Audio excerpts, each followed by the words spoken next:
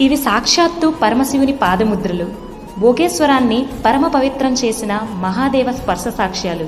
ఇది ఎలా జరిగిందో మరియు ఇక్కడి ప్రాముఖ్యత ఏంటో తెలుసుకోవాలంటే వీడియో పూర్తిగా చూడండి.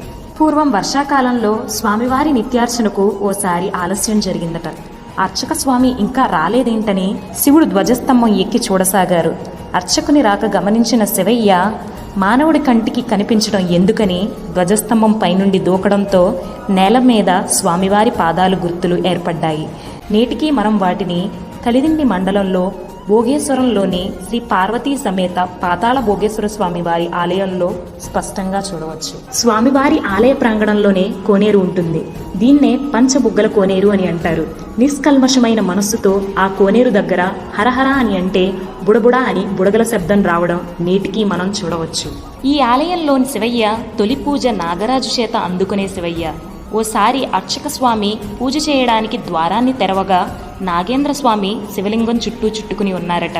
కుబుసం కనిపించడం కూడా తరచూ జరుగుతుందట.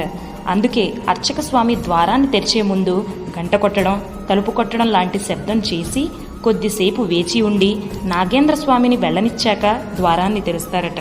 ఇక్కడి శివలింగానికి ఏర్పడిన పగులు విశిష్టతను పార్ట్ 1లో వివరించాను. ఆసక్తి ఉంటే ప్రొఫైల్ చెక్ చేయగలరు. మరియు ఇలాంటి వీడియోల కోసం స్వప్నలోకం ఫాలో అవ్వాలండోయ్.